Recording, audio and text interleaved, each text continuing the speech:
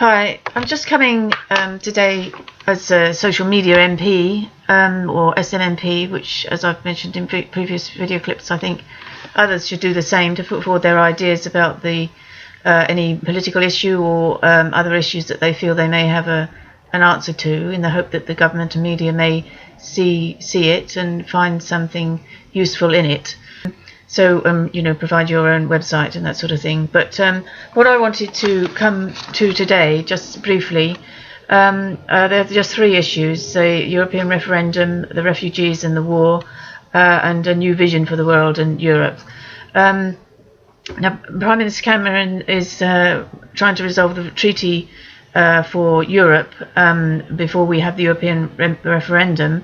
And there are four issues he's bringing to the fore. The first three are about competition and that sort of thing. But the fourth one is about restricting benefits for the first 4 years to European immigrants that come here.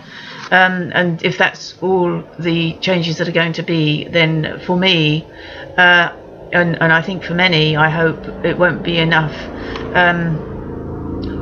for me to want to stay in.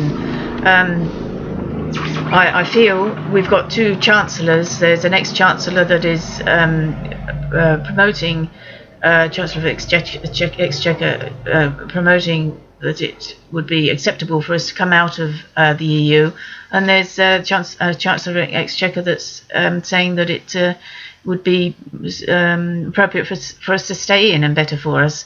Now, if we've got people with that ability, the experts on the situation of the economy, because the main issues here are the economy and the immigration, I feel, as well as the sovereignty of making our own rules. But basically, it's whether if we come out, if we damage the economy, but if we stay in, we're going to have so many immigrants that we'll be damaged anyway, either in our society or eventually in our economy, because there'd be so many claimants. Now, I don't think restricting the benefit claimants that they can't take it for the first 4 years will stop people coming. And on top of that, I think it's a case that even British citizens, current British citizens, will not be allowed to claim for the first 4 years, I think from the age of 18 to 22. So I don't find any of that acceptable. And as I say, I think we should, I feel if it's a case that we have two chancellors of the exchequers, one wanting to stay in, one wanting to come out, who are experts, that the pros and cons of the matter are so equal that it could be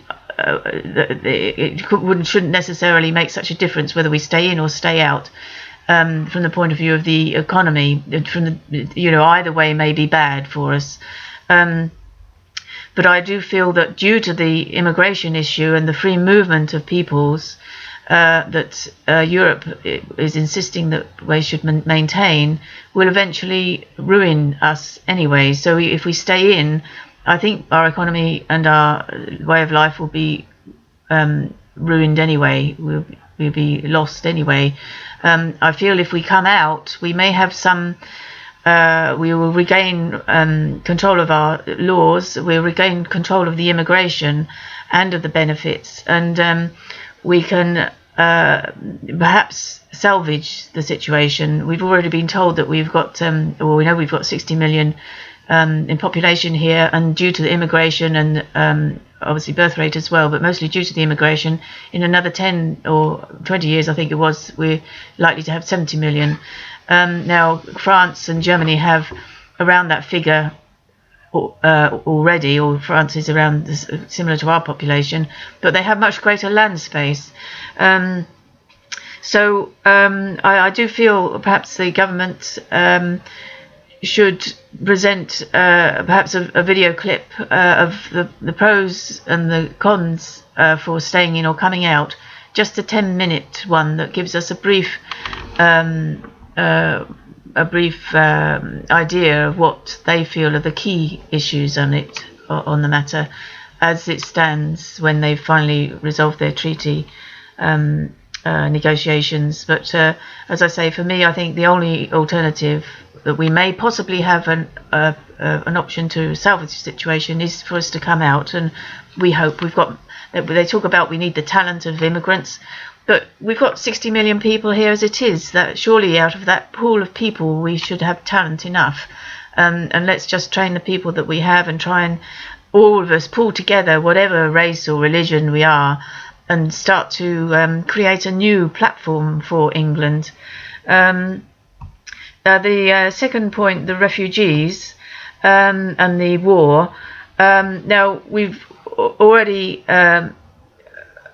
I do feel very strongly that the refugees, they're all economic immigrants as far as I can see, because all of them, even for the Syrians, have actually moved from where the danger is to the camps on the outside or to places like Turkey, and they're in a semi-safe area. They then decide, at risk of their own lives and that of their children, probably believing and trusting in God, that they want to improve their situation, which is understandable, but they are coming from a safe area, and therefore they immediately, as soon as they hit the borders of Europe, they actually they're moving to trying to improve their situation. It's not due to fear or war, because they're not literally being bombed in these camps or in Turkey. And many of them, I believe, have come from areas where they've been for 1 or 2 years in safety, and they're now coming to the borders of Europe. So none of them are fleeing from war now. So I would ask the media and the politicians to stop putting this great guilt on Europe that we have to do something because they're people fleeing from war. They're not when they reach the borders of Europe. And I do feel Mrs. Merkel, that she should stand down on account of the fact that she and her government unilaterally issued a statement saying that they would accept 800,000 immigrants, and that they would be welcome. Now they haven't got to that stage yet. I think they may have taken 200,000 or something similar. I'm not sure of the figures, but they haven't reached this 800,000 yet. But they're even yet asking for the rest of Europe to take responsibility for more, because it's not fair that Germany should be taking them all. But Germany unilaterally issued this statement, so I think they're either obliged to take the first 800,000 that they said they were willing to take, and then let Europe decide what they want to take as collectively or individually, if it's a case that we all decide we have to make our own decision about this. Because Germany has a different situation. They're the strongest country economically, which is to their credit, population, and they want more people, young people there, so that's fair enough for them. It's good for them, perhaps. But I believe that now, since the first influx, even their society is getting rather upset because they feel their society will be changed or similar. So I do feel there should be something done about that initial clarion call that was sent out to the refugees worldwide, which has drawn so many more to take this risk to come across to Europe, because they feel that there's an open door policy here because of what Mrs. Merkel said. And it's made it very difficult for everybody in Europe. And she didn't have agreement of the Europe to make such a statement on behalf of everybody. And we can't be expected to take responsibility for what they have said. And it's a case also that in Sweden and in Germany, they are saying that even Sweden is now closing their borders because they're saying they're at breaking point. They've taken so many. Other European countries are putting a wall up or a fence up because they can't take any more. Germany is saying that it should be spread, the people should be spread around Europe now, according to their ability in the stronger countries, which I presume they mean in England. But we've also already said that we're at our capacity. And only we know what our capacity is. We're a small island. We don't have the same sort of land space they have. France has its own problems because they've got a large Muslim population anyway, which is already has difficulties for jobs and integrating and that sort of thing. Sweden says they're at capacity already, and they haven't got enough homes now. But we were saying at the outset, 3 or 4 weeks ago, that we didn't want to take any more because we were taking 10,000, and then because of the pressure of various politicians and the media and the celebrities and the bishops, the government capitulated and took in another 10,000, which I know is not a lot, but we are at capacity. We haven't enough school places. We don't have enough money even to support the NHS at the moment. It's nearly bankrupt. We haven't got enough homes. The benefit system is at collapse. We're in austerity measures, and if we keep taking more refugees in and nobody wants to give up their tax credits, or we go to the councils and then that affects our services, and obviously the social care and the NHS, it needs more money and we haven't got it, and the doctors obviously are upset because of the 7-day week, and they're saying they want to leave. Everybody wants to keep taking the money, but they don't want it to be taken away from them, and to make that sacrifices we're pulling together. And if we don't sort out the debt, we'll be like Greece, because they were retiring at 50, and they're having several jobs, several people for one job. And there was corruption there, and people weren't paying their taxes and that sort of thing. So we have to maintain a degree of common sense in this issue. And it's not up to Germany or Sweden, or Germany in particular, when they've unilaterally sent out this call that they welcome the refugees, that they say that other countries should take more refugees, when their capacity is not the same as Germany, and the social situation is not the same as in Germany. As I say, we've got our difficulties in space, so has Sweden, so has France. So I do feel something should be done with regard to Germany and what they have said there. And perhaps if Mrs. Merkel stands down, then we can, they can begin a new dialogue or narrative about dealing with the refugees.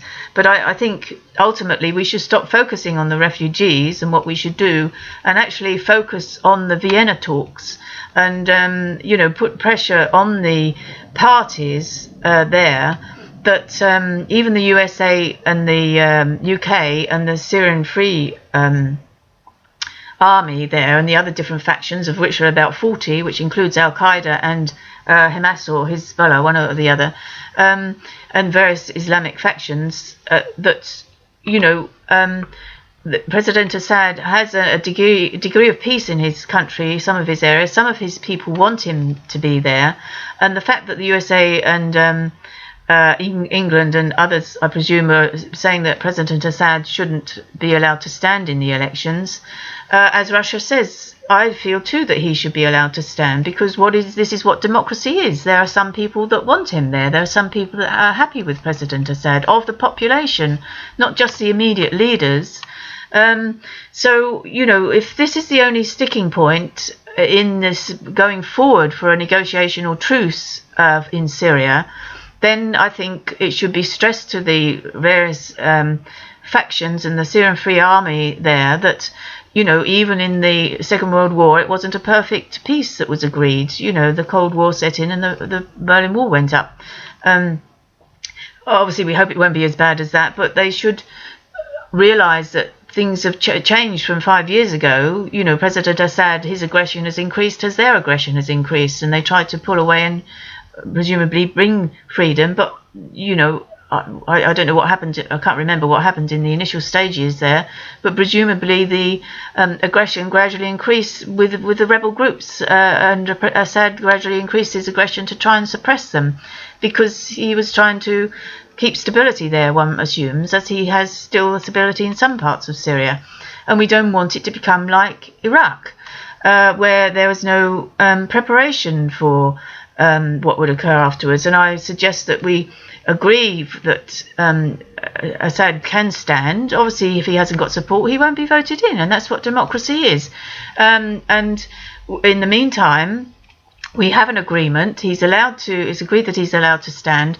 There's an aid package for Syria for the rebuilding, provided once the IS and the borders, IS is pushed back and the borders secured for Syria.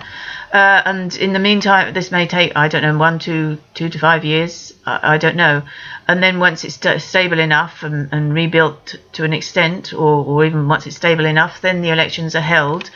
And I do feel, we need to, all of Europe needs to put pressure on the Syrian Free Army and Assad and and the different factions there that they have to compromise initially on what is agreed, and democracy should allow Assad to stand, as Russia says. Let it be that they keep talking until something is resolved quickly within this next month before Christmas, and then we'll resolve this refugee problem in the process. And in the meantime, let Germany send out a message that they are not going to be taken anymore, and that Europe is closing its borders because the influx is too great. And let there be support given to Turkey and to the camps around about to support and assist the refugees in those areas where they're being held in a safe place before they get to Europe. And as I say, people are choosing to risk their lives of their children and themselves in the space of an hour where they may die, when they're actually coming from a semi-safe place. And we can't take responsibility for that sort of irresponsibility, really, although I agree they may be being promised things by traffickers and that sort of thing. But it's still the case that they don't know what's on the other side of this trip in the boat, what they really will get, and they're probably trusting in God, as I say, which is, if you're trusting in God, you're hoping that you'll be saved. But the thing is, the reality is there, and you can't, again, Europe can't take responsibility for people's belief systems when it's not responsible. They're not making the right choice because, as I say, they're already in a safe place, and we must stop on the media this intense, if you say anything against the not taking refugees, you're sort of vilified, and yet, we can't. No person is perfect, be it politicians, the benefit claimants, or the general public here, or the refugees. We're all people that are not always sensible or are going to obey the rules. Look what's happened in Cyprus. We give them the food, we give them an opportunity to register in Cyprus, but they burn the tents. Now, that is the sort of thing we're going to get, that if people don't get their way, or when they finally arrive in Europe or somewhere and they find they don't get the houses and it's not as cold and it's not as good as they thought, then we're going to have difficulty again. Many that have arrived here or in other places in Europe, they say they wish they'd never come because it wasn't as good as they thought it was. And I think perhaps we should start putting out on the media people like that, so that they know that it's not money dripping off trees and properties and cars, and that it's all going to be handed to them on a plate. I've always, in my whole life, I'm an English person, and it's I've basically lived from hand to mouth most of my life, but I've got by and it's been okay. But it's still hard work. It's not easy, and I think they're getting the wrong idea. And then finally, and I also feel that the SNP leader, who also was saying that Mr. Cameron we should take more refugees, and vilifying him, and obviously both that SNP leader and other politicians and other leaders, church leaders, and the church leaders don't offer money to help support them, but they're saying, implying that the taxpayer should support them. It's very easy to give away other people's money, but the government agreed another 10,000, and I think the SNP leader should honour her word on that, because she implied Scotland would take 10,000 refugees. So I think, having said that word, so that we know her word is true, and it wasn't just a political point, then Scotland should be taking the 10,000 that the government has already agreed extra, due to the pressure that was applied. And if she doesn't, then I would say to the Scottish people, then be careful what the Scottish SMPs say to you in order for you to become independent, because they will say things that they don't always mean or honour at a later stage. So I would just be careful of that. The other thing is, I do feel that the third point, we've got to have a new vision for the world and for Europe, because obviously this free movement of people is not working, and even the euro is not working. Look what has happened to Greece, and Germany has had to, and other parties in the EU have had to put incredible amounts of money into Greece, and they haven't really had the austerity measures, haven't been sensible with their budgeting, which has caused others to have to pay for that. It's a little bit like Syria. Syria has its problems with the war, and now Europe is being asked to pay for that by taking in all the refugees and covering the cost of that. And, countries have to be held responsible for their own budgeting and their own peace process and governing, which is what England is trying to do by not taking in more refugees when we're in austerity measures. We have to, maybe it's a case that there should be a new ideal about Europe. Obviously, maybe keep the euro, let some stay in the euro if they're finding that's the best thing for them, but let other countries come out if they want to, and let England come out, and let us have a free trade with the countries, but not have this control of the laws. And then, because we can't go on like this in the world, we've got the global warming. All the wars that we have are causing all this refugee crisis, and it's a case that if we didn't have wars and we all started working towards democracy, which seems to be the manner of government that most people want, the public wants, because otherwise they wouldn't all be coming to Europe. It seems to be the most prosperous means of running an economy and least oppression. We've got issues with crime and pornography and dressing too liberally perhaps, and that should be dealt with, but we also need to resolve what this message of God is, which is causing all the wars. And we waste so much money and time and talent in the wars. Young people die. The money could be spent on investigations into science and technology, and all the money that's spent on armaments could be spent on assisting the people in the world. And one of the points is that perhaps we should have a central fund that everybody pays into, be it the aid packages that we give to corrupt governments at the moment, or part of it. The richest, the 10%. I understand there's the 10% of the world's population hold 90% of the world's wealth.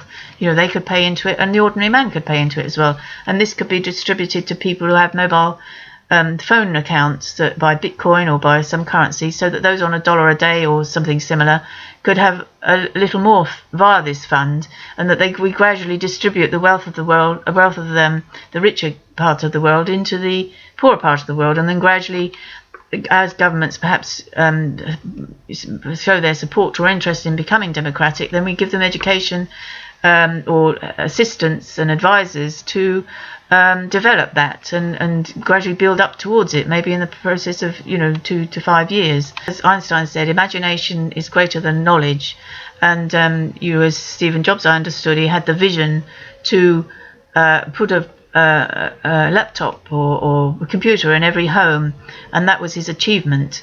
He had the vision for it, and this is what I think we need to do. We need to start looking towards to create this new Europe, a new world vision for the world to begin to work towards, and let everybody know what it is, so that everybody can be patient and work towards it. Know that if you're in democracy, you have to once somebody's elected, you have to abide by that vote and that elected person, providing they're governing correctly, and they don't have a vote of no confidence, for instance. All these things that they new democracies have to be talked about, and the people need to be taught as to how it works. Otherwise you get fighting as well within the people if it doesn't go their way.